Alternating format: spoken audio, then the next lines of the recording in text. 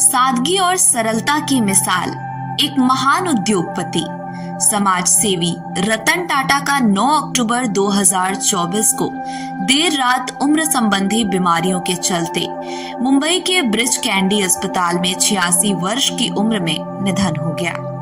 उनके निधन से दुनिया भर में शोक की लहर है।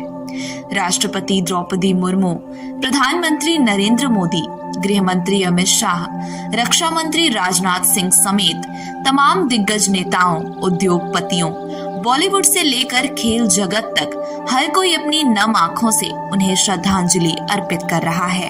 रतन टाटा का अंतिम संस्कार पूरे राजकीय सम्मान के साथ आज किया जाएगा।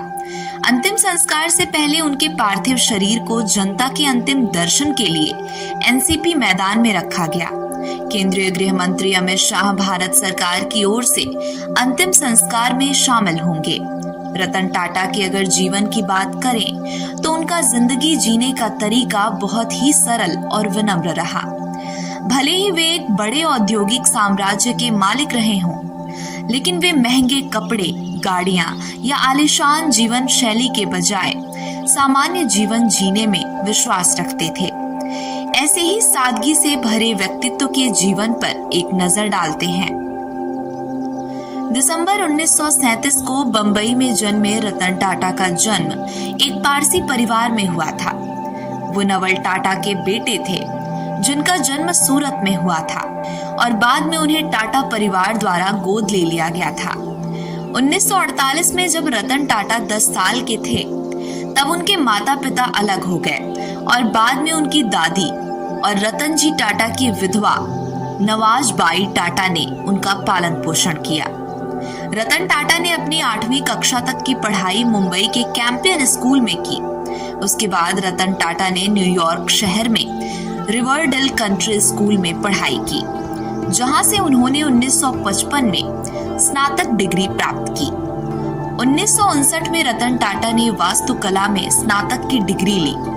कॉर्नर में रहते हुए वो अल्फा सिग्मा की बिरादरी में शामिल हो गए और 2008 में टाटा ने कॉर्नेल को $50 मिलियन का दान दिया, जिससे वो इतिहास में विश्वविद्यालय के सबसे बड़े अंतर्राष्ट्रीय दानकर्ता बन गए। साल 1961 में रतन टाटा टाटा ग्रुप में शामिल हुए। 1962 में रतन टाटा ने जमशेदपुर में टाटा स्टील में काम करना शुरू किया। इसके बाद उन्होंने ऑस्ट्रेलिया में 1 साल तक काम किया, जहां उन्हें जेआरडी ने घाटे में चल रही कंपनियों सेंट्रल इंडिया मिल और नेल्को को सुधारने की जिम्मेदारी सौंपी।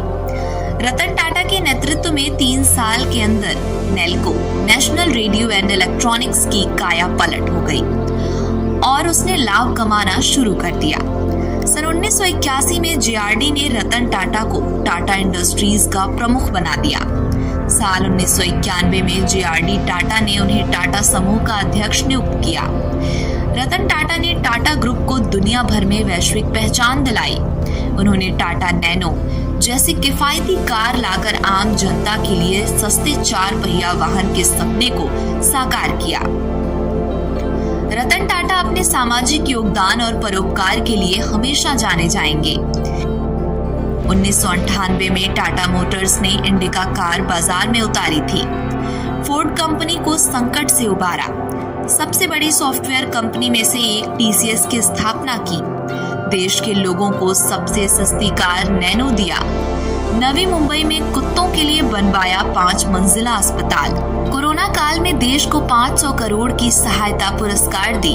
रतन टाटा को साल 2000 में भारत सरकार की तरफ से पद्म भूषण से सम्मानित किया। साल 2008 में उन्हें दूसरा सर्वश्रेष्ठ नागरिक सम्मान पद्म विभूषण से सम्मानित किया गया। उन्हें महाराष्ट्र सरकार की तरफ से साल 2023 में उद्योग रत्न से सम्मानित किया गया था।